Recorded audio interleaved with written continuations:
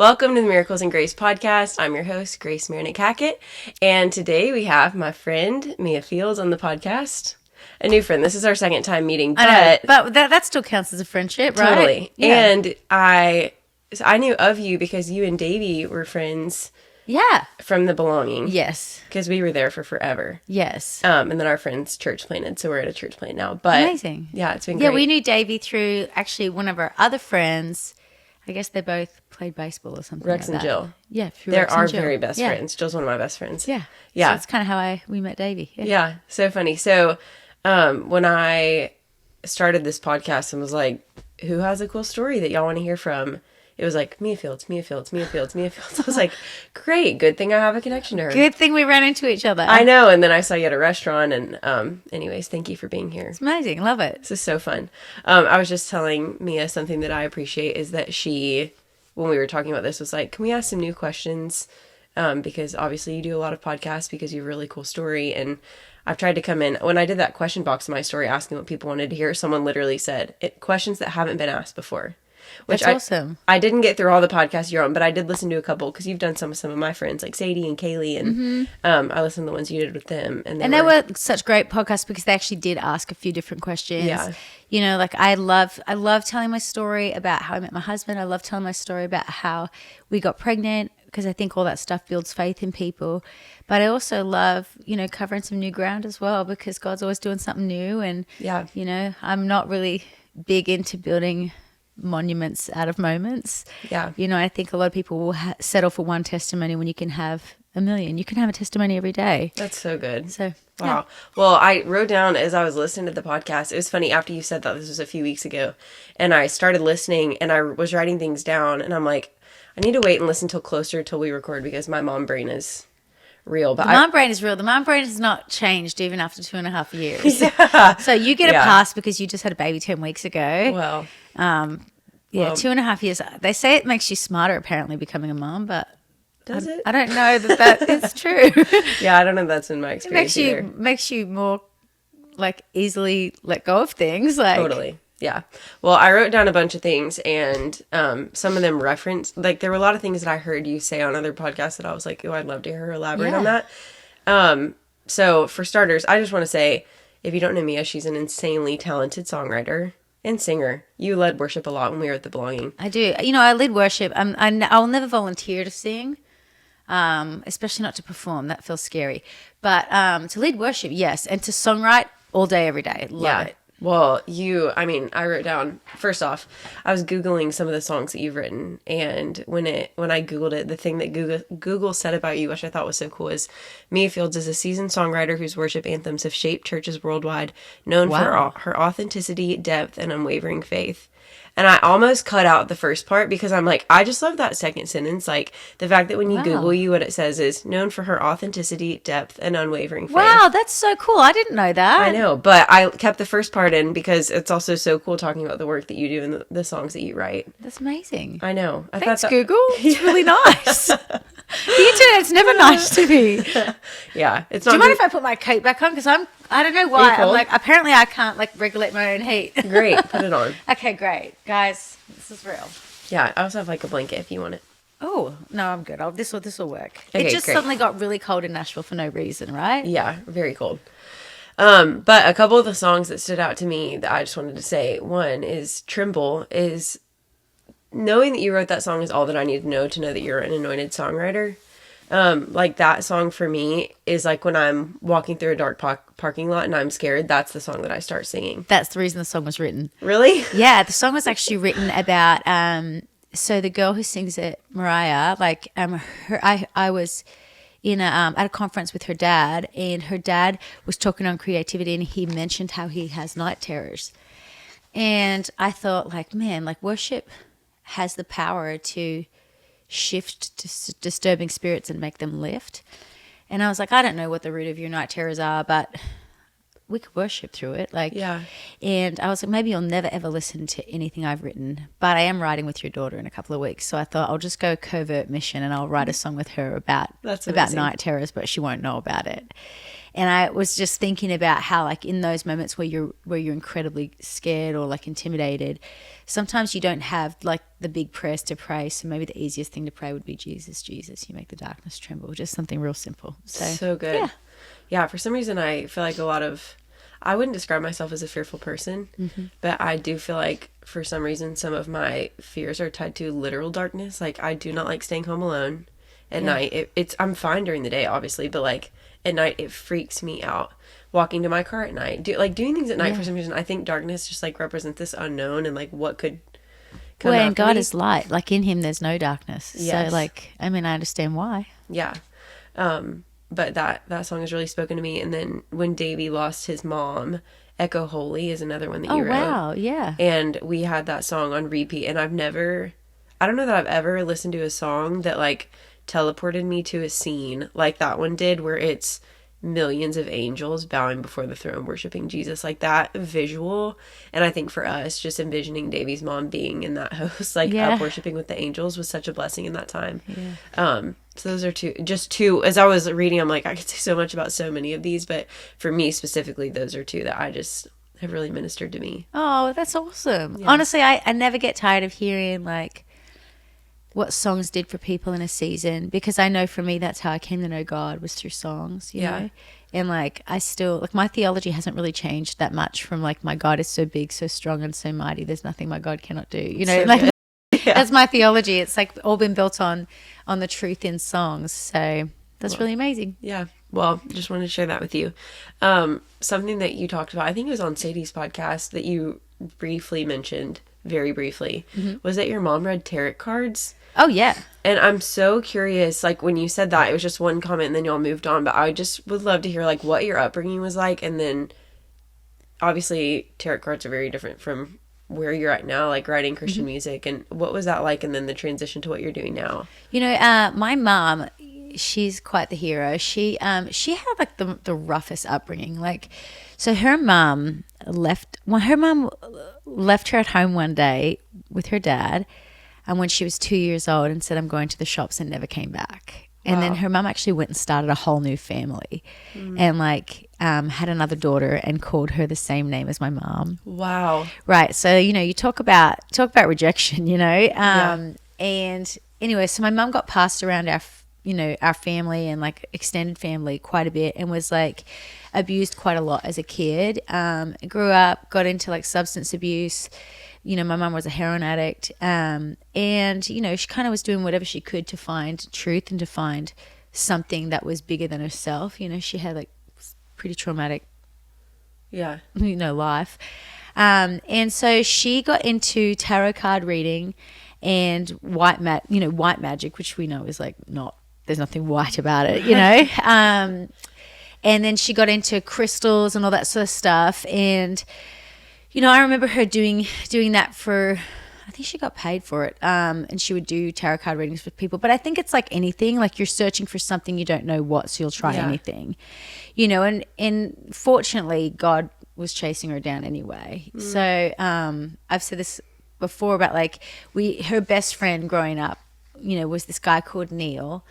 He's the most wonderful human. And like, you know, now, you know, when I look at the guy that I'm married to, he's such a good combination of my dad, who my mum married when I was 9, and the godfather that I got brought up with, Neil, you know. And so they were best friends, and Neil got radically saved, you know, kind of like, you know, he was like living his own lifestyle, kind of renounced everything that he was living, and then like really fully had a massive encounter with God and turned to God. And he asked my mum to come to church with him. And at that point we were already going to church, not my mum, but the three of us. Like, I'm a triplet. Just throw that in there just randomly. I have 2 sisters that look like me. But we awesome. We were going to the Salvation Army because the Salvation Army were giving us food.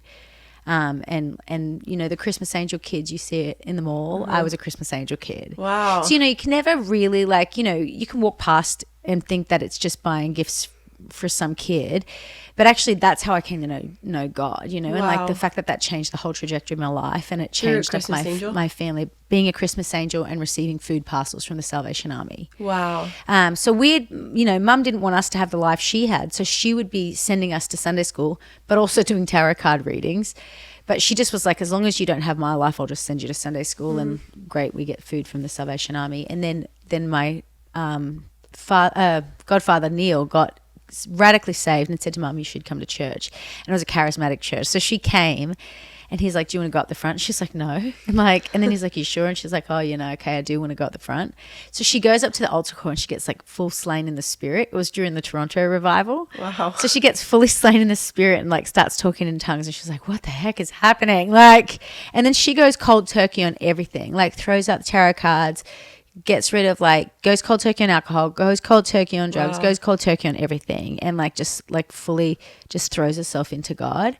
And then she ends up marrying my Sunday school teacher. So quite cool. Wow, that's amazing. Yeah. So cool. So you can't tell me God's not redemptive. He's got a way of bringing it all together and working it all together for good. And that's something that I've seen since I was a little kid, you know, that God has a way of redeeming it all. Yeah, that's so good.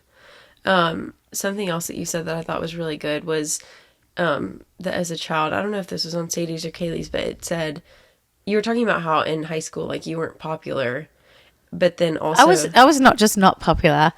I was like, whatever the opposite is of popular, and then -10. That's me. That was me in high school. I mean, that was me in middle school. That was me like, I mean, in middle school, I think I still had a cute factor because it's like, oh, look, these 3 little clones. Like, that's quite cute. But in high school, like, you know, we started to become quite different. And I worked at a fried chicken store in high school, which was not really great for my appearance. for the image. It was not great for my appearance because I really liked that fried chicken. And in my head, I was like, I remember, this is so stupid and like, this is something that's so irrelevant, but I would walk home eating fried chicken thinking, oh, I'm burning it off because I'm walking, but like I'm walking like 10 minutes and eating fried chicken. Like, so it's probably not it. Like, anyway, I was the opposite of cool in high school. Like I played the euphonium, which most people wouldn't even know what it is. It's like a I do. My tuba. plays it. Yep. Yeah, it's like a tuba. And the reason I got put on euphonium was because like I couldn't keep up as a trumpet player. So they were like, here, what's got the least amount of notes? And like, it was kind of an unnecessary instrument for a like 11-piece band, you know, but like, okay. That's hilarious. Yeah. Well, you said that you didn't stand in agreement as a child with things that people spoke over you. No. And you said you were very confident. And I'm just curious, number one, like, where do you think that came from? And then 2, now that you're raising a child, like, are there things that you will do for Booth to instill that same confidence in her? Yeah.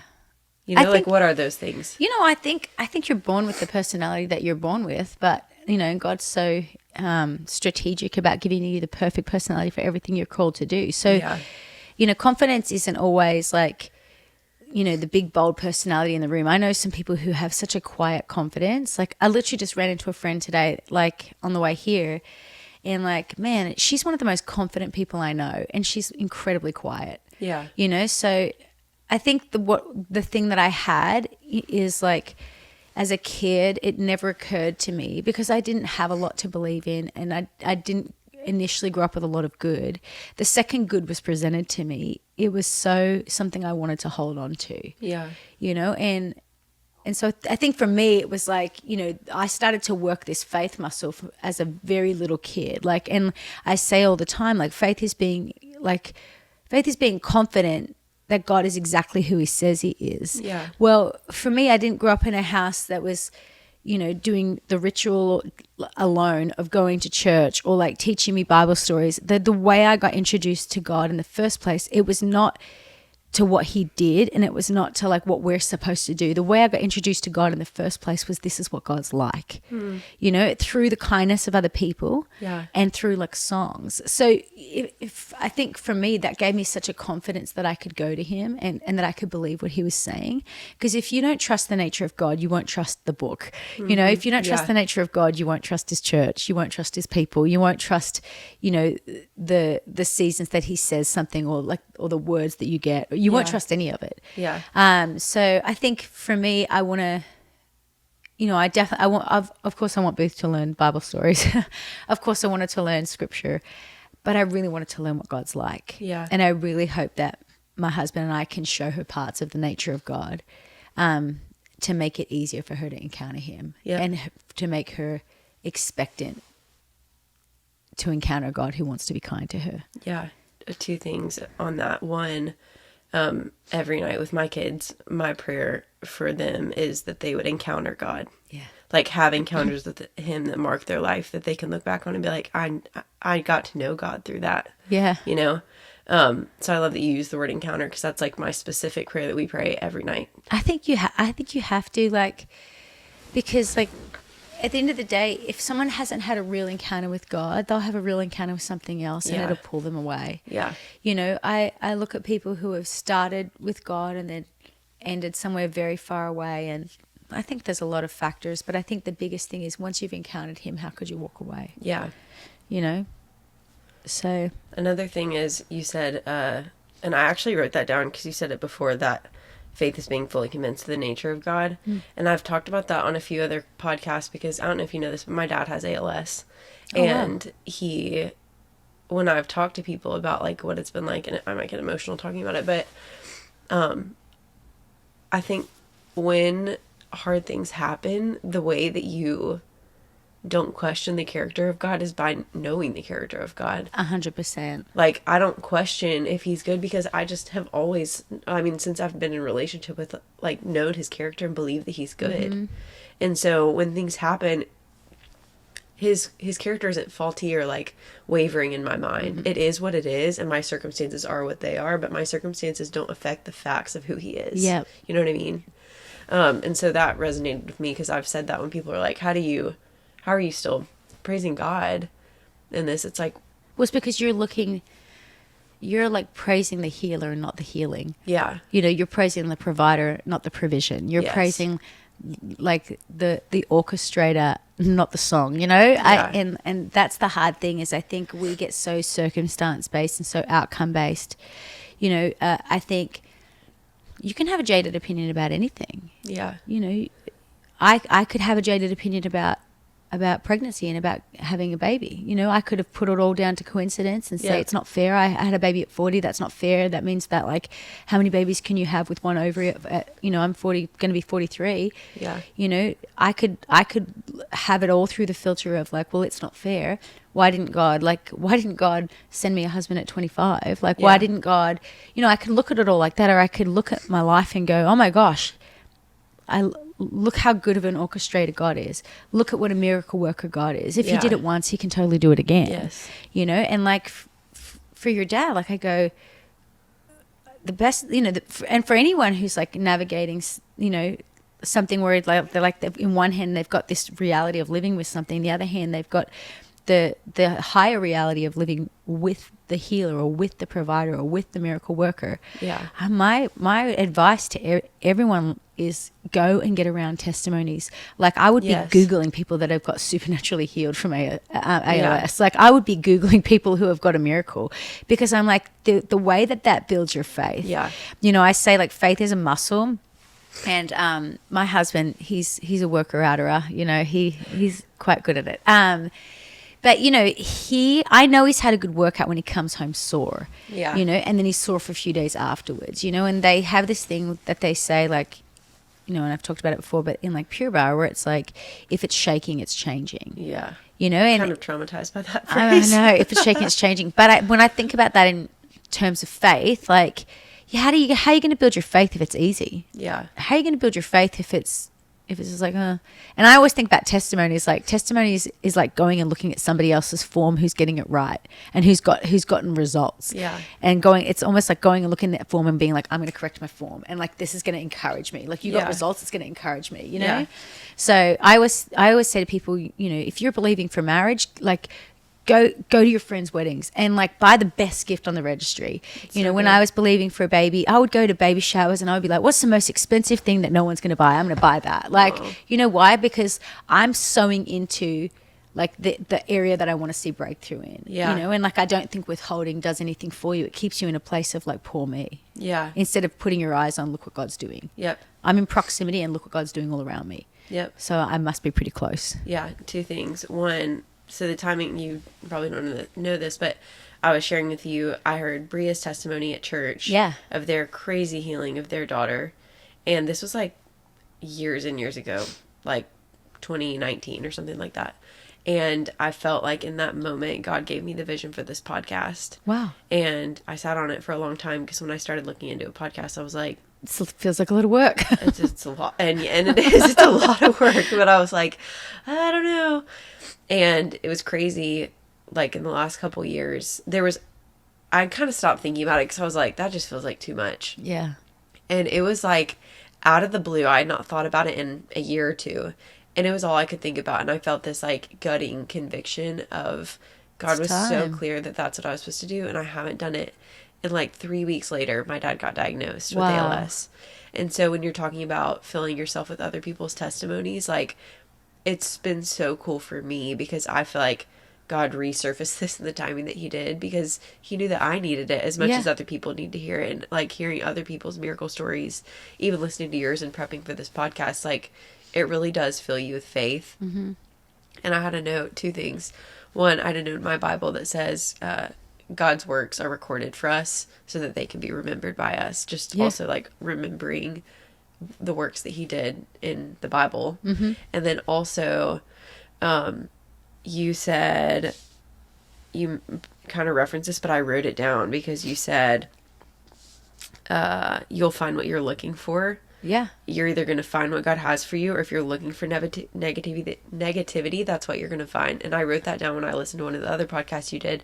But then I was reading in Matthew 6, and there's the verse that says, literally this morning I read, it says the eye is the lamp of the body. Mm-hmm.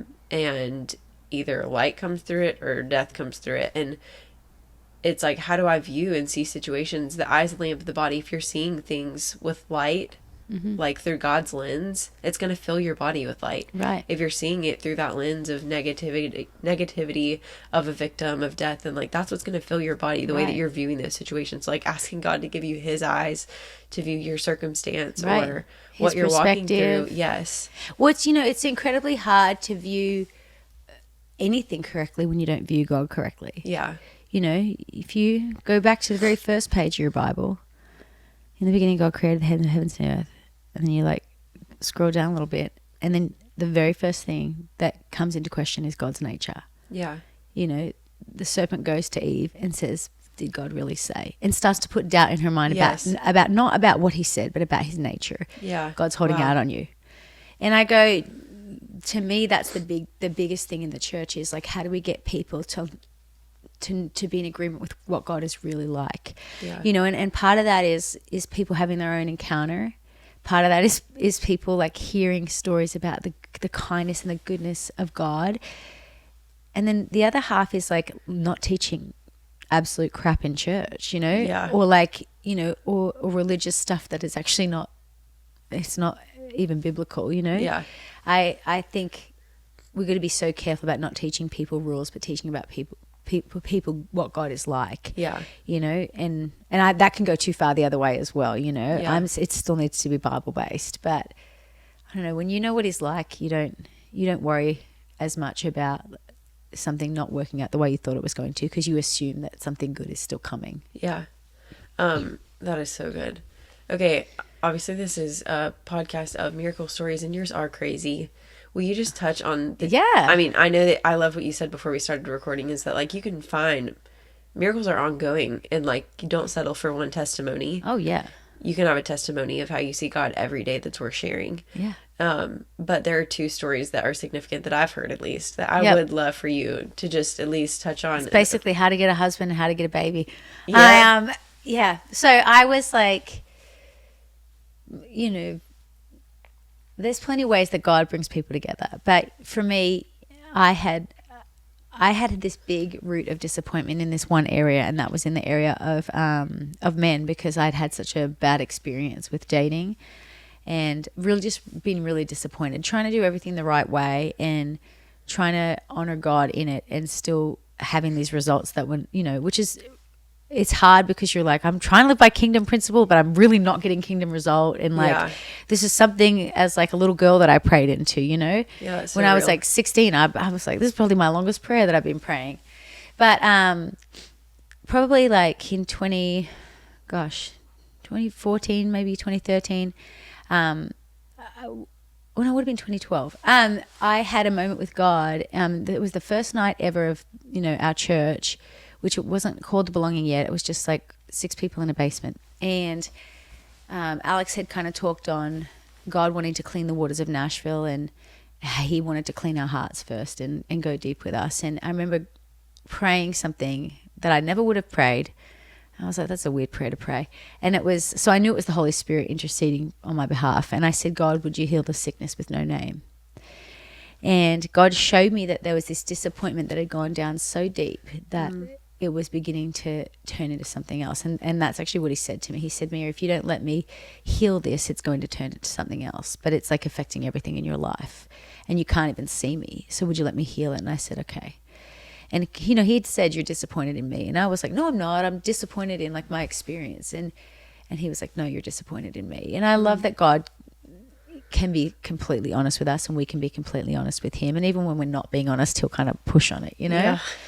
Because he wants to get to the root of things. Because if he can pull the root of something out, it can't grow in your life anymore. So he began to do this work in me about disappointment and about healing that. And in the process, I began to be way more hopeful again, and I began to believe God again and trust his nature again. And I remember being in church one night and just saying, God, I fully trust you in this area. Even if I have to navigate some of the same things, or it feels disappointing, I trust you more than I trust the disappointment. And more, I expect you more than I expect disappointment is probably the bigger way of saying it. And I said to God, but I kind of want to know what you're doing. And I had a vision. And in the vision, I saw a massive furniture warehouse. And I was standing beside God, the Father, and he smiled at me. And he said, you can pick anything you want. Which I think for a lot of women, especially when they get, in the South, when you get in your mid-30s, like, the things people speak over you and the things that people, especially if they haven't had that experience, if they got married at 20, it's the same as if you had kids at 20, you'll freak out that someone hasn't had kids when they're 38, Yeah. Or if it doesn't freak me out when someone's 40 even if I met someone the other day who's 55, they believe in God to get married, and I was so excited for them. I was like, I'll buy you a wedding dress. I'm so excited about that.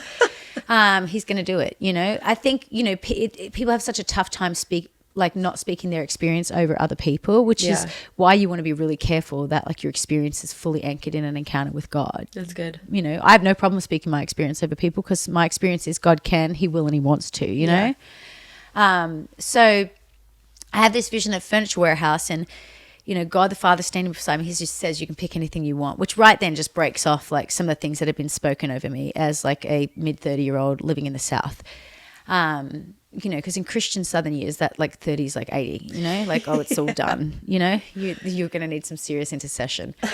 So anyway, I begin walking around this furniture warehouse, and everything is these beautiful one-off pieces of furniture. Like, I mean, you can tell that time and effort and like a lot of care has been put into every piece. And there's some pieces where I'm like, that is definitely not coming home with me. Like, absolutely not. Like, it's nice, but no. Like, and some pieces that I'm just like, no, I don't even notice because I just walk past. And then every now and then I'll see something and I'll think that's it. And somebody will either beat me to it, which is kind of how I felt in life, where I was like, vision. yeah, where I'm like, kind of how I felt in life, where I was like, oh. And then I would look back at God, and God would just smile and say, keep looking.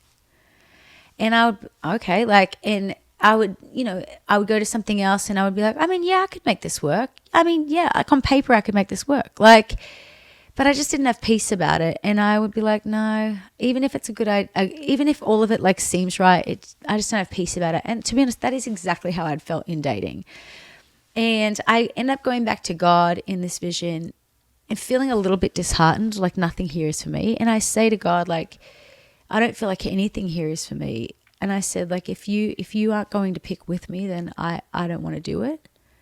And God smiles and he says, Mia, everything here is good. I'm actually the one that made all of it. So all of it's got my hand on it. All of it's good. He said, but there are some things here that are better for you than others. And then he gets real close and he says, but if you want me to pick with you, I'll custom make it for you. And he said, custom made things take a little bit longer, so it means you're going to be empty handed for a bit longer. Are you okay with that? And I said, yes. And then the vision was over. When you have visions, like, can you remember where you were when you had it? Yeah. I was like on the front row of church, like with my hands raised in worship. Wow. And here's the thing is some people have been like, well, I've never had a vision. Just so you know, like before that, I can't remember ever having a vision. I think God spoke to me in a way that was completely different to what I know. Just to grab my attention, you know, and like I haven't had a vision like that since. Like I've had like little bits and pieces, but not the same. Yeah. You know, when God spoke to me about my daughter, it was completely different. I had a dream. Yeah. You know, and it is what it is. Like I love that he speaks differently, but he'll get your attention in a way that you know, now could I have like after church been like, well, that was probably pizza, you know, that was probably not me. Here's the thing, it sounded like God. And I'm pretty creative, but I'm not that creative. Yeah. You know, and so I just chose to believe it was God. And so from that moment on, I had this promise from God that he was custom making something for me. And that was my reference point for everything. God is custom making something for me. And then I kind of went on this journey with God for like 2 years, like where I started looking for evidence of what he was doing instead of what he wasn't doing. Because in Hebrews it says, like, faith is the evidence of things unseen. And I was like, okay, well, I have this unseen promise. Like, I'm going to look for evidence. Yeah. And that can sound like, well, that's pretty, like, literal. And I'm like, yeah. Like, I take the Bible very literally. So I began looking for evidence of what he was doing. And I also began moving in the opposite spirit. So, like, I would... You know, if I had a day that I felt sad, I would thank God that he's custom making something, and I would go to the store and buy cologne. Like the cologne that I love. Because I'm like, well, it's for someone. It's for custom made. He's coming. So I may as well get him some things before he comes. And, you know, I think the world would be like, oh, yeah, great. You were like manifesting him. And I was like, no, I wasn't. Yeah. I was finding a way to get my flesh out of the way. Yep. So that my faith could operate in fullness. Yeah. You know, it's kind of like I was throwing out all the junk food in my fridge so that I could get in peak physical form, you know, spiritually. Where I was like, the junk is like feeling sorry for myself. The junk is like having a pity party. The junk is being jealous. The junk is being bitter. The junk is expecting disappointment. I'm getting all of that out of the way, and I'm partnering with things that like make me feel like, yes, like God is going to do this, and I'm so excited. And things that kept my hopes up, kept my excitement level high. And did I have days where it was hard? Yeah. Yeah. And those days I would go and do something. Just quick side question. When you're saying you're getting rid of those things, like feeling sorry for yourself, feeling like a victim, like what are practical, what if someone's listening and they're like, wow, that's me, like I feel so sorry for myself, I fall into these mindsets, like what would you say to that person practically of ways that you do that, like to physically clear that out of your life? It's really easy. Move in the opposite spirit. It's incredibly hard to be depressed when you're being grateful. It's so incredibly hard to feel sorry for yourself when you're doing something kind for somebody else. Yep. It's incredibly hard to be bitter when you're blessing other people and you're choosing joy and you're going and doing things in joy. You know, I would also like, you know, for me, I write songs. So I would write so many songs about all this stuff where I'm like, God's doing something. Yeah. I can't see it, but he's totally doing it. You know, I wrote a song when I was believing for our daughter. I actually wrote a song called Miracle Story. Because I was like, well, God's going to do this. Like, it's just not occurred to me that he's not going to.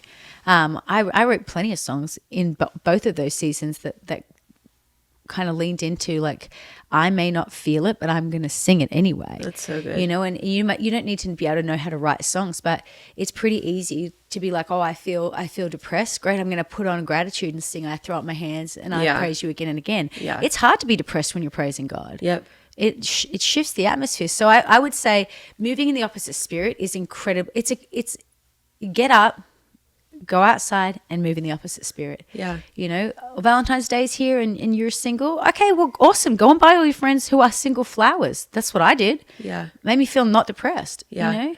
Something you're saying that I just had this conversation with somebody else is like, I think with depression, anxiety, so many of those things, it's because we spin right here. It's all like us centric. You know what I mean? You're thinking about yourself. You're thinking about your situation, your XYZ. And that's when you fall into all those feelings. And if you can lift your eyes and look at God, look at other people, look at people around you, that's what you're saying. Like, right. Serve somebody else, love somebody else, see somebody else where they're at and too. I'm not saying, like, I'm definitely not saying that your stuff doesn't matter. Totally. Like, your stuff matters incredibly. Do you know how much it matters? Like, God is the one that, like, put those dreams there. Totally. God, the Bible doesn't say anything about dying to your dream. It says plenty about dying to your flesh. Yeah. Wow. That's so good. You know, but like God cares about your dream. He just doesn't want you to idolize it. Yeah. Honestly, that's why, like, that's why he, like, sometimes says, okay, put it on the altar and I'll provide a ram in the thicket. And says, put it on the altar, and then, like, and it's to get your priorities back on him. It's to understand, like, he's the one that gives and takes, and, like, he's got it. Like, my full confidence needs to be in you and not the promise you give me. Yeah. Because at the end of the day, like, if you had a marriage or I had a marriage that was based on, like, the idolization of a husband, do you know how much pressure that is for a husband? Right. Like, I'm like, Joran, I love you, but you're not my provider. God's my provider. I'm incredibly grateful for the hard worker that you are, but God's my provider. Like, yeah. I'm incredibly grateful for, like, the friend that you are. Like, Joran's my best friend, but God's my best friend. Yeah. You know, like, yeah. And I go, it takes some of the pressure off him. Oh, I'm incredibly grateful for the advice you have, and, like, that I can share with you and be vulnerable with you and cry with you.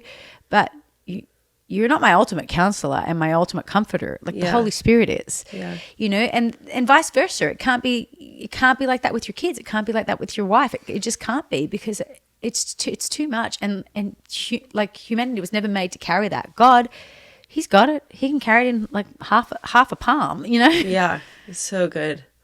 That's awesome. Yeah. Sorry, I didn't mean to derail you from your story. Oh, okay. So I go on this journey with God, and no, I derail myself. Like, I don't want to say ADHD, but I derail myself. I go on this journey with God, and I start moving the opposite spirit. Well, I'm in church a couple of months later, and I hear loudly, "It's in the mail," and I was like, "It's in the mail."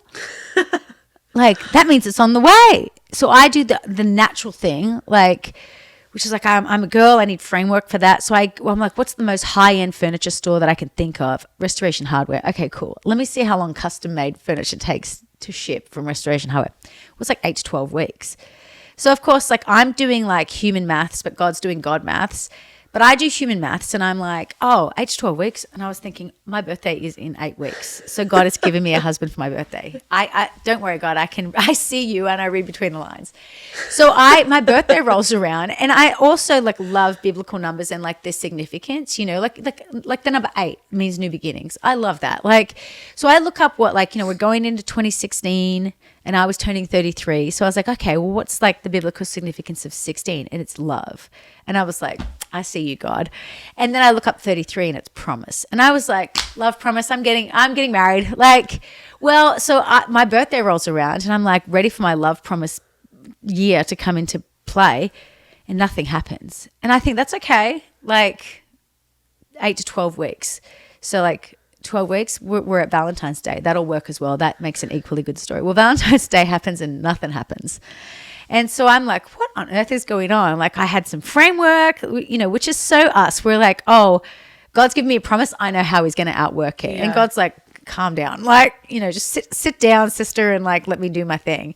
But, you know, I didn't derail my hope, like, it not working out the way that I thought it would. I just kind of kept digging my heels in. And anyway, so I had all these moments that, like, you know, and you can go and listen to the whole story. It's on, like, found.ny.nyc. It's on their podcast. I tell the whole thing.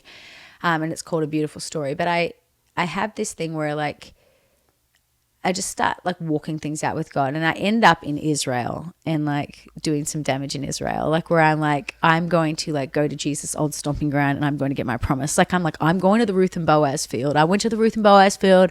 I claimed a story like that over my life.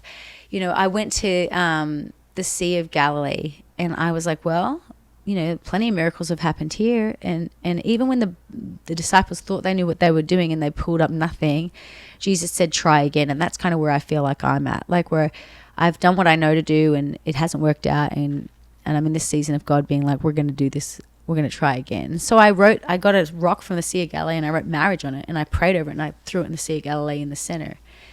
And then when I came back, I went to this market, and I bought. I went to buy a ring to remember Israel by. And there was only male rings. And I was like, why is there only male rings? She goes, they're just for the men. And I was like, oh, okay. And they had, each ring had like Hebrew writing on it. And obviously I can't read Hebrew. So I have 2 rings in my hand. I don't know why, but I put one down and I said, what does this ring say? And she picks it up and she goes, oh, this ring, it says, I am for my lover and my lover is for me. Wow. From Song of Songs. Yeah. And I said, okay, I'll take that ring. So I took that ring home and kind of just went on this journey of where I started collecting evidence of what God was doing. So, I mean, I got like, when God said to me, this is kind of fast forward. When God said to me, it's in the mail, like, and then, Valentine's Day rolls around and like, my birthday rolls around, nothing happens. Well, then Christine Cain's at church one night. She preaches on what do you do when you get a promise from God, but you hit a wall. And I was like, yes, what do you do? And she talks about the walls of Jericho and talks about marching around the walls. And she said, sometimes you got to do a couple of laps. And I was like, okay. So I went home that night and I started marching around my mail building at midnight. And I marched around the mail building 7 times. And I would love to tell you that like then from like C, 3C, like Brad Pitt lookalike walks out and it's like you. But that didn't happen, Yeah. And I think sometimes that's how we envision God is going to do it. It's not what happened, but we did the same thing when my dad got diagnosed. Yeah, you got to march. Marched their house 7 times as you for should. 7 days. As you should, and we will never know this side of eternity what that did. Yeah. You will see like glimpses of what it did. Yeah. But you will never know what it did. We will know the full story in heaven, the full account in heaven. That's so good to remember that it can do things. It didn't do what we prayed it would do. It didn't heal my dad, but it did do something. But it did do something. It did something. You don't know that it. You don't know that it didn't break off. It didn't heal your dad yet. Yeah. You don't know that it didn't break off ALS from every generational line to come. Yeah, that's good. So I think that's the whole thing. Is like faith is like I'm stepping out to get my flesh out of the way to put my hope, anchor it back in God, and like I will not move from anchored in God. So I marched around my mail building, literally nothing happened. Like and maybe somebody called the cops and was like, there's some weirdo outside walking around the mail building, but I went to bed that night and the next morning I got 2 messages, and one was from Brooke Fraser and one was from Jen Johnson, and both messages said, I had a dream about you getting married. Wow. So Jen had someone in the worship team say to her, like, I had a dream that Mia Fields got married and everything was teal themed. And I was like, teal? Like, weird. Okay. And then Brooke was like, I had a dream that you got married. And it was like your best friend. And I was like, amazing. Like, so I, obviously, as a girl, as you do, I printed off the dreams and I laminated them. And I kept them in my box full of evidence. And kept walking it out, went to Israel, kept walking it out, being like, I'm only here to look for what God is doing and I will not look for what he's not doing. Well, I get back from Israel and you have those moments where like sometimes there's some promises you wrestle for and you fight for and you partner with God no matter what, and there's some promises you rest for, and eventually in every promise God will say rest. And I had this day where God said to me, there's nothing else you can do, you just need to rest in what I've said to you. And I went, okay. And then probably about 4 hours later I get an email, and it's from a guy who I had seen at the Belonging like 2.5 years ago, and I had looked at him and smiled, and he had smiled back, and he had added me on Facebook that night, and then I never heard from him and I forgot all about him. Well, he emails me and he says, you probably don't remember this, but 2.5 years ago you looked at me and smiled, and I've remembered it ever since, and I don't live in Nashville anymore, but I want to come down this weekend and take you on a date. And the Holy Spirit says to me, I told you it was in the mail. Stop it. And I'm like, oh, the email, you're really funny. Like, I was like, the Holy Spirit has such a good sense of humor. Like, it was in the email. Yeah. It's in the mail. It's in the email. I mean, okay. Well, long story short, like, we had so many words, and I do encourage you, go back and listen, because you'll see how detailed God is. And you can say, oh, she was looking for God in everything. And I'm like, aren't you? What a stupid way to live, to not look for God in everything. Yeah.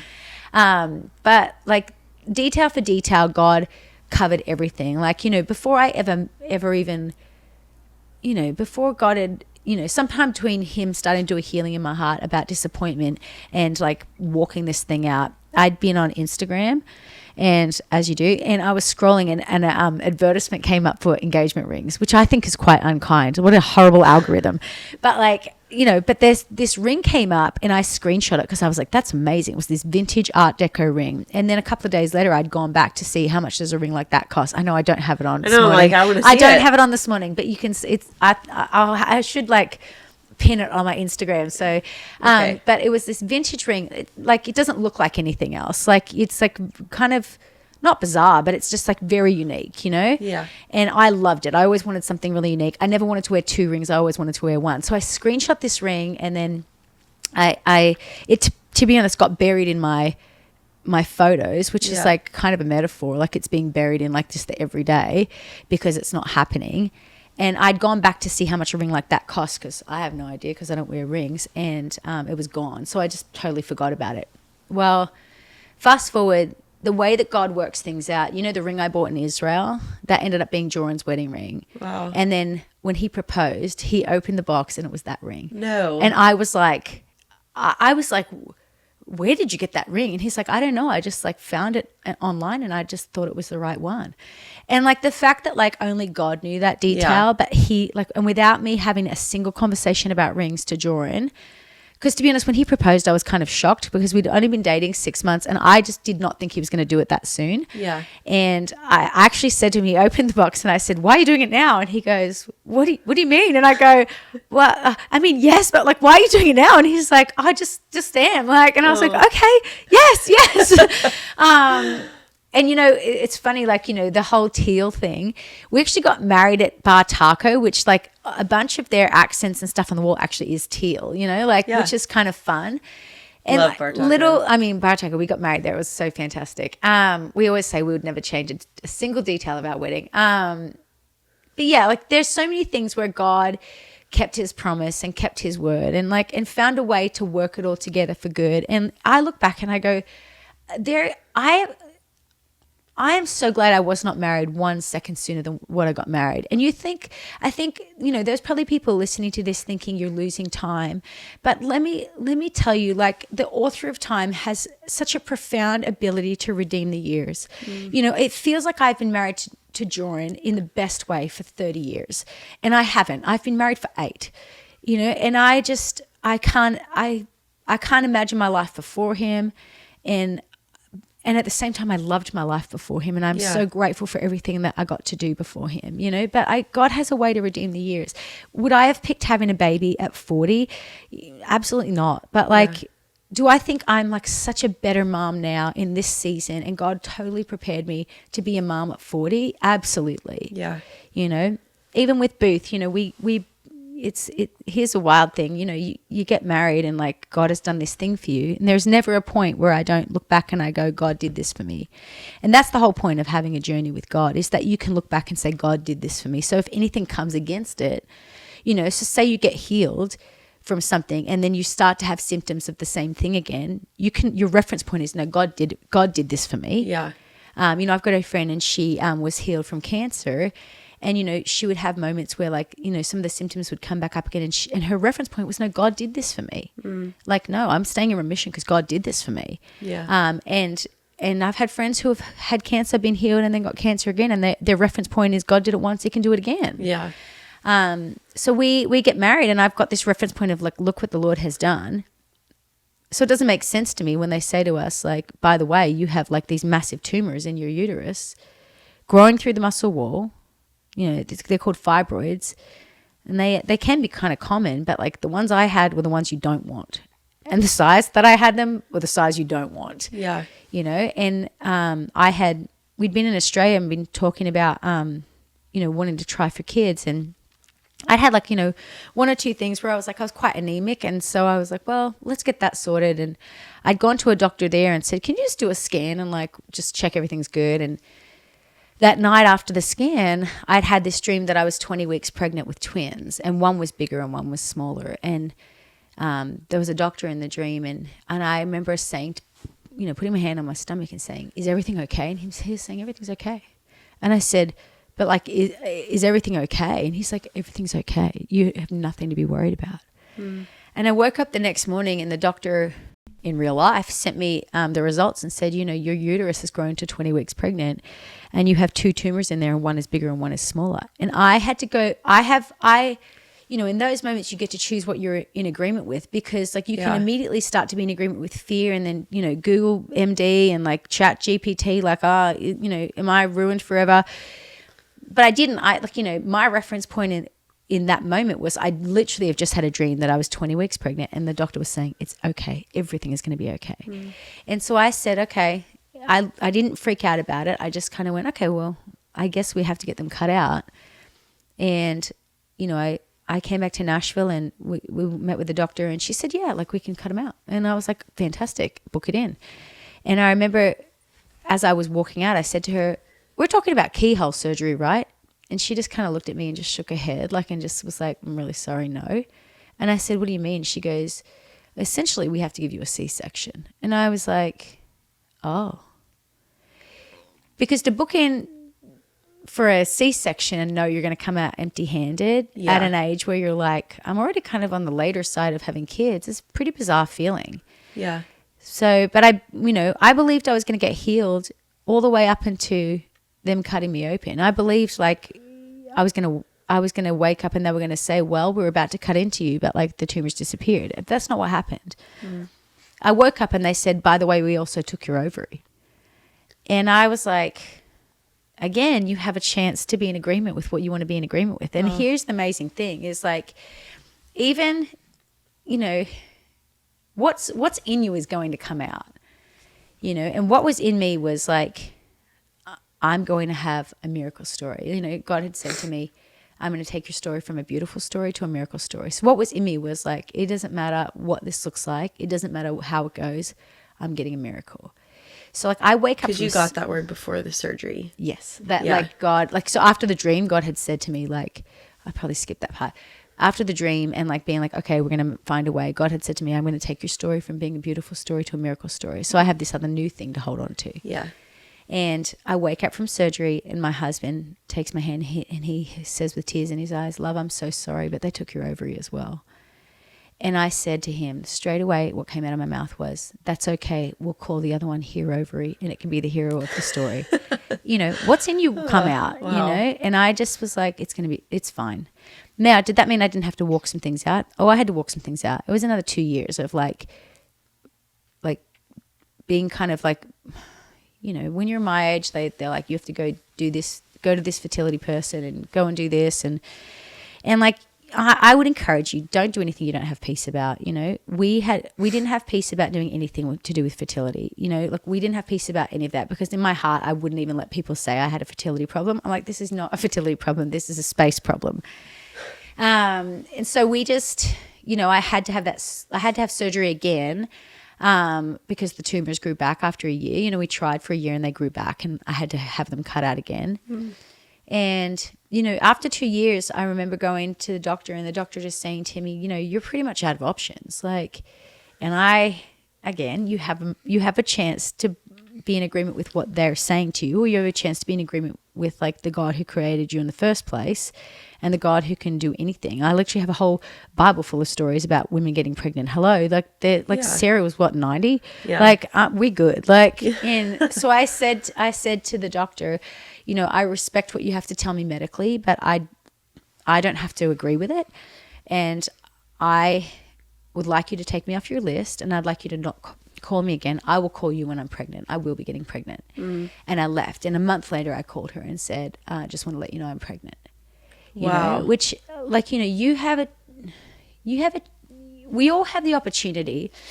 And this is, I'm not saying like one way is wrong and one way is right. That's not what I'm saying. What I'm saying is like, don't you want to live the opportunity that God did it and God gets all the credit? If you have a piece about, a medical intervention, then by all means, you go and do the route that you have peace about and that you feel like the Holy Spirit has spoken to you about. But be very careful in anything that you're believing for, that you're not strong-arming heaven into like heaven's will your way. Because there really is something to like waiting patiently on the Lord. Yeah. You can access anything. You can get anything. Like, you can get anything your way. Yeah. We live in a Western culture especially. Like, you can get anything your way. Dang, that's good. I mean, you It's true. you know, the Bible talks about you can access the spirit realm without Jesus. Yeah. But the repercussions for that are huge. Yeah. You know, I've got a friend, and like she just talked on a podcast about how she literally like used to go and do like ayahuasca and all that sort of stuff, and with a shaman, and she talks about, no, you can, if you come in sick, you can get healed, but the problem is like that you're not accessing it the right way. And the whole thing with God is God wants us to like know him, so he says, wait on me. Like, wait on me, wait for my timing. I'm outside of time. I know what I'm doing. Yeah. Like the whole oh, you're 39, you're not married yet. I'm not worried about that. You know? So I think there is something to get a promise from God and be okay with waiting and like continuing to come into agreement with what he has said, not with what everybody else is saying over you. I have a question. Yeah. What did you do in the meantime when you were waiting? So like between the time, because that obviously you're talking about years of like, I got this promise for a miracle, and then you got the surgery, and then they came back and you still hadn't had a baby a year later. Like, what were things that you were doing in the meantime to not grow weary, so that when the doctor looked at you and said you're out of options, your response was to say, no, I don't agree with that, and don't call me, I'll call you back later? Well, you know, it kind of is a great feeling to be like, I now don't have any options except for God. Yeah. I'm going to hold tighter to him than ever. But again, I was using a muscle that like I'd already been given. You know, lots of people say like, I'd love to have the faith that you have. And I'm like, you could have, but you don't want to work out. I have lots of people say like, I wish I was as, you know, your husband looks like a Greek god. I wish I was as fit as him. And I'm like, I mean, you know, he gets up at 5 o'clock every morning and goes and works out for 2.5 hours. Like, you know, he eats like 5,000 calories a day. Like, you know, he counts his macros and all that. Like, you want to do that, but you want to look like that, but you don't want to do what he's doing, you know? So I'm like, you know, when I was waiting, you know, we bought a crib, and a really good crib, like it was like, looking back, okay, I've talked about this once before, but I bought this crib, and I bought the nicest crib I could find. And, we had it in a room for like nearly 2 years. And, you know, people would be like, oh, are you pregnant? And I'd be like, I will be. Like, I will be. We're just making room. And I think there's something to making room in your life for what you're believing for. Like, you're believing for a job promotion, then great. Like, be the first person there, be the last to leave, and like be like, I'm making room. You know, oh, you're believing for like your business to take off, but you only have 3 customers. Treat those customers like they were like that. Like, do kingdom work with those customers. Give them extra. You know, make sure that they know that they have like a kingdom benefit because they're working with you. You know, like, I mean, this is just a side note, but like, there is something so great about like when people are working with you who knows God and who has access to God and who has access to kingdom resource, the fact that they are at an advantage, like, don't be the person that pays your cleaner less than everybody else. Yeah. Pay them more. Don't be the person that like wants freebies all the time or haggles. Like, to be honest, I think it's a poverty mentality. Yeah. Anyway, that was just a side note. But the way we kept our faith up was I went to baby showers and I bought the best present on the list, and I volunteered to look after my friends' kids, and I would hold my friends' babies in church, and I would just be excited. And you know, when I would worship lead, I would be picking songs that were like faith centered around family, and you know, I would sing out, O barren woman, like, this is your promised land. You know, I would sing like, this is a house of miracles. You know, I think you have to surround yourself with like the truth. Yeah. You know, it's a belt for a reason. You know, it goes around you and it holds everything up, you know, so you have to surround yourself with the truth. Yeah, that's so good. We tried for a year with Crew, and it's discouraging. Yeah, it's hard. To have like a reminder every month. Yeah. That you're like, oh, no. And all of my friends, like everyone in our small group, got pregnant during that time after we started trying. And you have to make such an intentional choice to celebrate people. Because our natural instinct, even when I was talking about earlier, like with the anxiety and depression, a lot of it stems from spinning, like self-centric. I say that from my own experiences. Like when you have to fight that, because that's your flesh. That's what you were, because the world has fallen and because of Adam and Eve. Like, that's what our natural inclination is to do, is to spin right here about self. And it is like, you have to go out of your way to make the choice to do those things, to celebrate your friends, to choose joy for your friends over self-pity for yourself. Right. But God gives you the strength to do that. And the more you do it, the easier it gets. Yeah.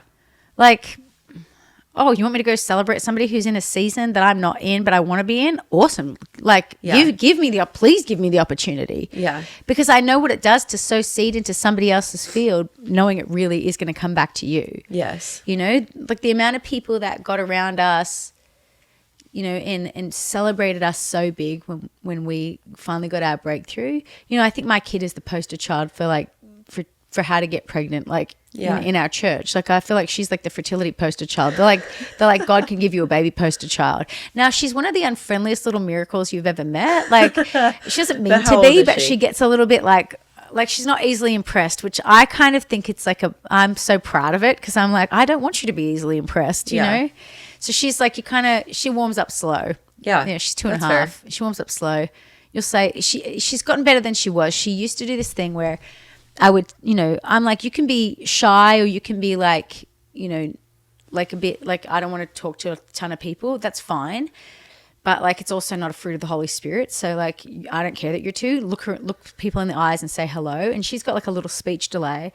So I'm like, you do what you can. Like, so I'll say to her, Booth, you know, we're gonna go in, you know, this coffee shop we go to, we're gonna go in, we're gonna look Ali in her eyes, and we're gonna wave and say good morning. And she'll go in and like, now she'll go in and look in the eyes and like wave. And she'll say bye when we go. But she used to go in and I would say, okay, say good morning. She'd be like, ugh. And I'd be like, Booth, do not make a vomit sound. And she would look at me and then look at them and go, ugh, like this. And I was like, Booth, do not make a vomit sound. I said, look her in the eyes and wave. And she'll be like, put a little hand up and wave and then make a vomit sound. But everybody would think it was so funny, so she would keep doing it. Anyway, that's like kind of her in a nutshell. She's like the sweetest, kindest little thing, but she's like quite independent and quite strong-willed. Yeah. Which she comes by it honestly. Like, I was like, Jordan, of course Jordan and I are both kind of alphas, like where we're like, I mean, can you say about yourself that you're an alpha?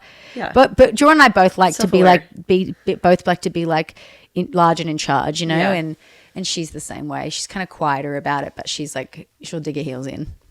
I think, also very par for the course for a 2.5-year-old. I mean, we're in it with you. Solidarity. I know, guys, just have yourself a little two-nager, three-nager.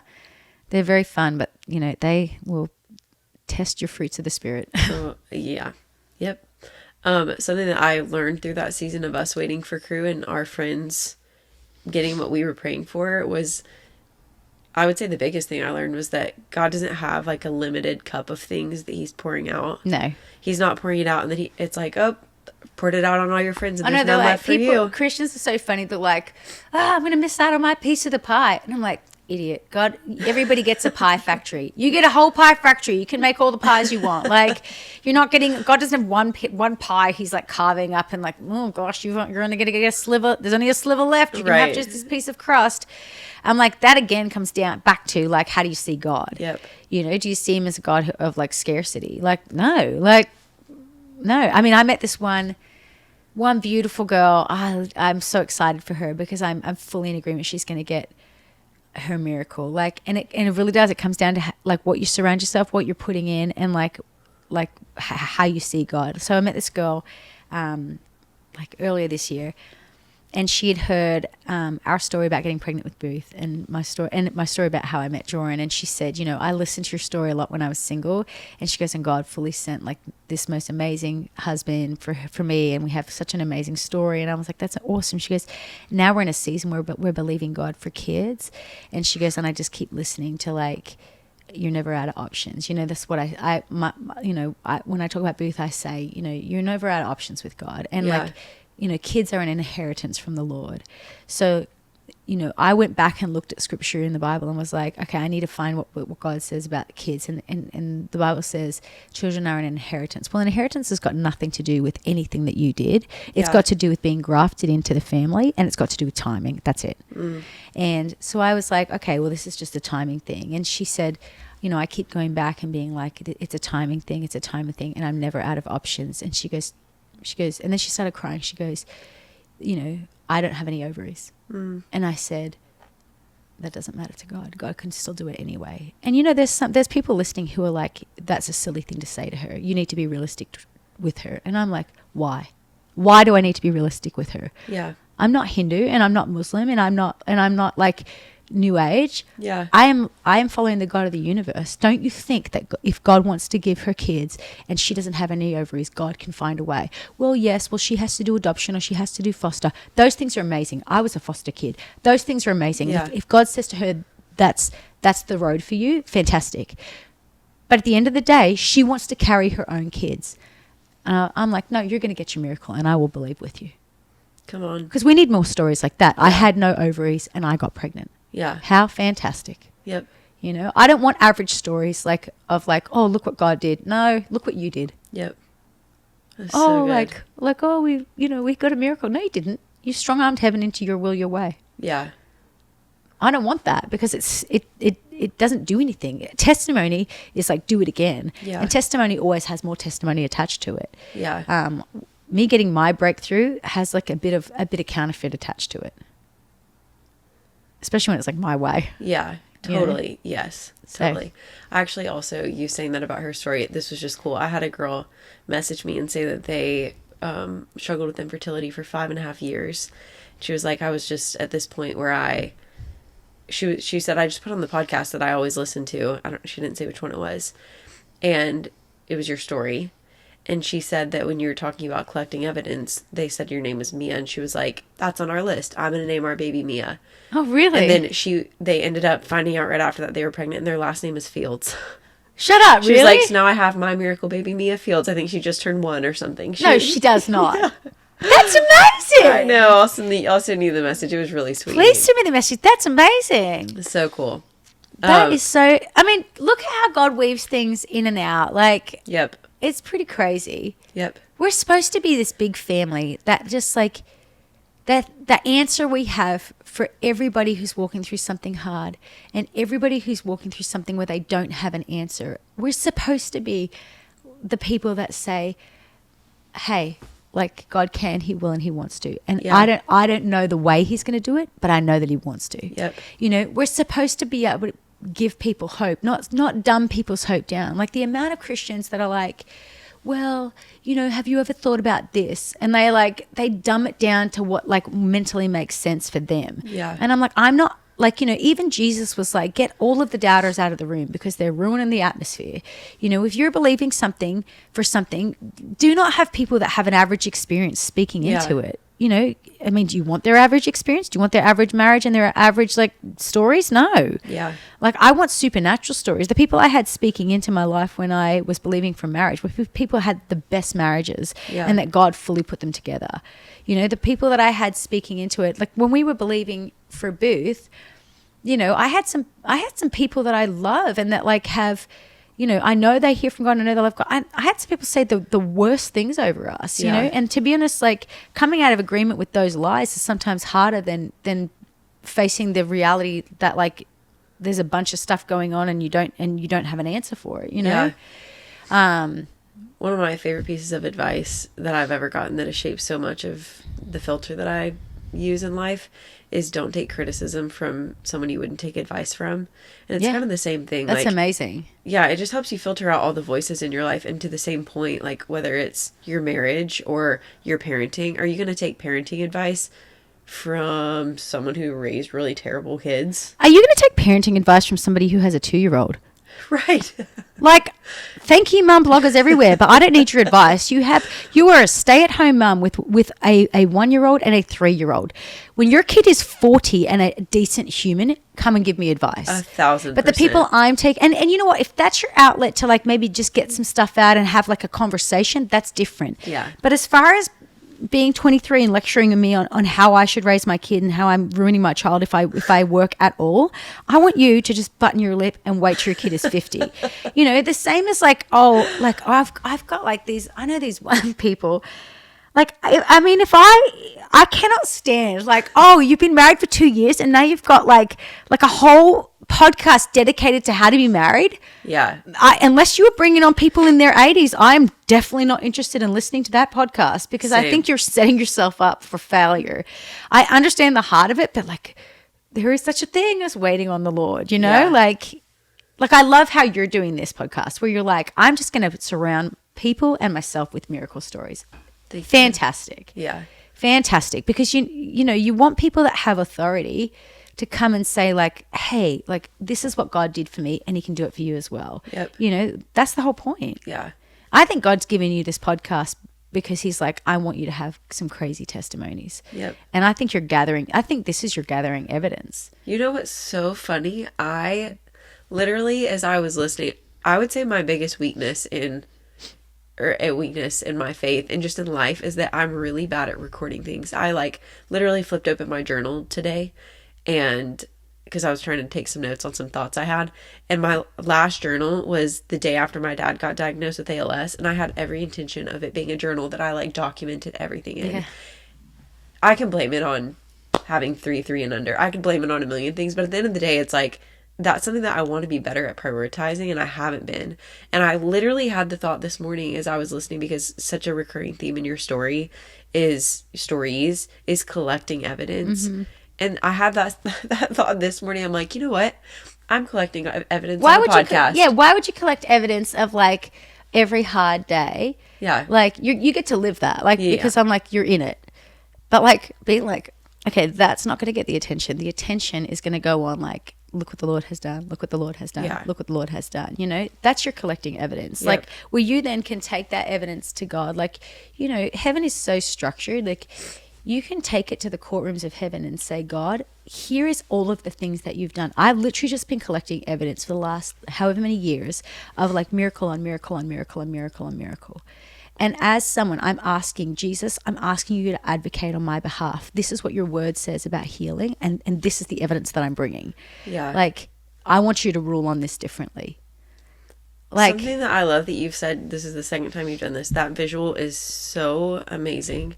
And you said this too when you were talking about going to the field of Ruth and Boaz and claiming that. Oh my gosh, yes. I think claiming is such like a Christian word, and you're like, what does that mean? Like, oh, you name it and claim it. Of course I did. You'd be stupid not to. Right, but it's like you literally went there and you're like, and I'll take this for myself. I'm claiming this for myself. When you said that, I was just, it's a word you hear all the time when you're a Christian of like, claim it, claim it, claim it. But it's like, what does that mean? And it's like, you literally went there and were like, I'm taking this for myself. Yeah, God, I put my hands out. God, thank you that you orchestrated that marriage and you did it in a field. I'm a field. I need you to orchestrate my marriage in a crazy, crazy way. Yeah. You know, I've had moments like that plenty of times. Like I remember sitting, this is a silly story. It's going to sound silly, but in 5 years it probably won't.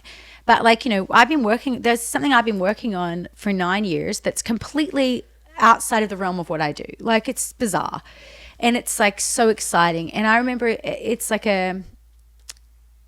it's something that's like, it's sort of to do with music, it sort of isn't. And I don't have any training in it, but I remember being in the movie theater and sitting and watching, you know, The Greatest Showman. Yeah. And I remember hearing those songs and I put my hands out to the cinema screen and I said to Jordan, I need you to lay hands on me and be in agreement in the middle of the movie. I need you to be in agreement. And I said, God, I want to do this. I want to do something that like is partnered with like picture, and I want to do something that feels like it's prophesying you over people and like, and it's excellent and it's amazing. And I said, God, I want new realms. And you know, I thought that would happen like a year or two, and like 9 years later it's starting to come, you know, into full picture, you know. And I think, wow, like why wouldn't you like just be excited about what God's doing and claim it? Like, and is that me saying like Greatest Showman is secretly a Christian film? No, that's not me saying that. It's me saying like I feel the creativity of heaven in it. Yeah. And you know, one of the writers actually is a Christian, and like you know, the gifts of God are irrevocable. Like, so I hear that gift and I go, God, I want to do something bigger. I want to be a part of something that like comes and showcases you from a totally different angle, you know. Yeah. And I go, why wouldn't you claim that stuff? Like, why wouldn't you go to someone's wedding and like in the seat, you know, or when you dropped your present off on the table, like, or when you press, you know, buy on Amazon or like Pottery Barn or whatever they're registered, why wouldn't you say, God, thank you, like that people are going to sow into my marriage like this, click. Yeah. You know, God, like sit in the seat and say, thank you, God, that like marriage is your idea, and like I bless this marriage, and I thank you that my own is going to be blessed. Why wouldn't you do that? Yeah. I have two closing questions. One is related to this. You've been talking a lot about getting a promise from God. Mm-hmm. And I would love for you to speak to practically, like, how do you get a promise? And I'll say this in the same breath. I knew I wanted to ask you this question because I think a lot of people will be like, how do I get a promise? But I literally opened my Bible this morning and I was reading Matthew 6. And I read the verse that says, seek and you first, will yeah. find. Knock and the door will be opened. And I literally, know people will stand at the door being like, I don't know why doors aren't opening for me. And I'm like, try knocking. Like, right. But it's like when God says, if you do this, this will happen. Mm-hmm. That's a promise. Like, it's so black and white. And I literally had written on the side, this is a promise from God. Like, if you seek me, you will find me. If you knock on the door, it will be open. If you ask, it shall be done. Yes. Oh, I just take the Bible literally. Like I will. Do you feel like that's where you get most of your promises, is just from the Bible? Yep. And I feel like the ones that he gives me, whether it's a word from somebody else or a vision, I go back and it fully lines up to the Bible. Yep. You know, to be honest, the promise that I got in the Bible, like when I was believing for kids, was children are an inheritance from the Lord. And I was really annoyed about it because I was kind of like the eldest son, like in the prodigal son story, where I was like, well, it's not fair. Like, they had sex before marriage and like they did everything wrong and they just got pregnant, you know, and like such a religious mindset, like, well, like I did everything right, I deserve it, you know. Yeah. And so I was kind of like, wow, it's not fair, like I did everything right and it's not fair. And I remember saying children are an inheritance, and I was so annoyed about that scripture that I had to write a song about it, because I was like, I need to change my mindset about inheritance, because this is a promise that God has given me and I'm just annoyed about it. You know, and I think sometimes like God will give you a promise and you'll be like, oh, it's not fair. You know, like, you know, you might be believing God for a husband and God says to you, wait patiently on me. And you're like, oh, no. Like, you know, well, I promise you God is trying to be something for you as you walk it out. And the point is like you getting to know that side of him, you know, because the point is relationship.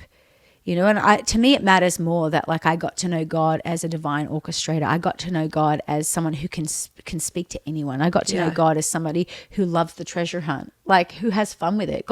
That I got to know God as someone who has a sense of humor. Yeah. It's in the mail, the email. Ah, ha, ha, I'm so funny. Like, I love that. Like, heaven's a bit hilarious. That's great. Yeah. So as far as getting a promise, I think, you know, you got to...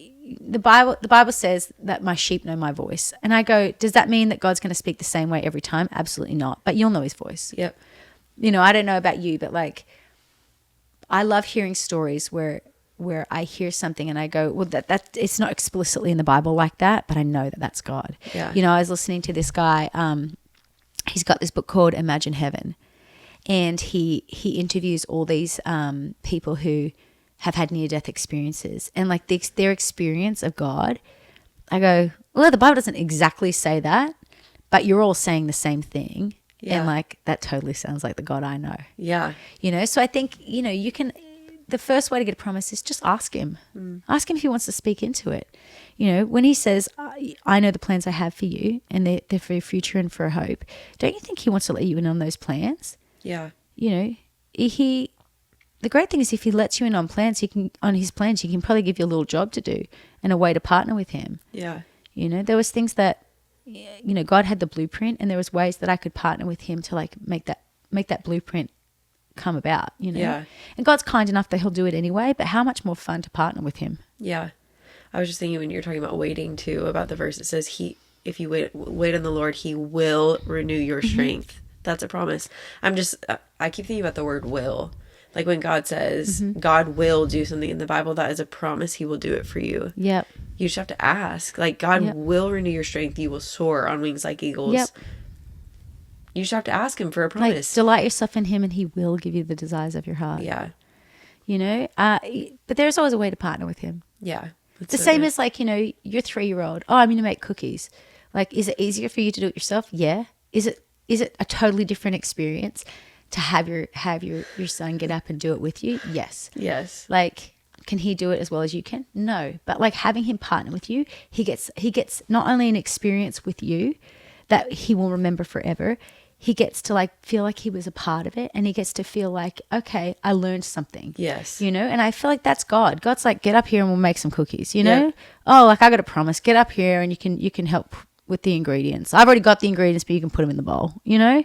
And we have an experience together. And you remember that experience more than you remember how good the cookie tasted. Or the cookie tasted better because like you got to be a part of it. Yeah. You know? And God never... And you don't take it for granted. Mm-hmm. Yep.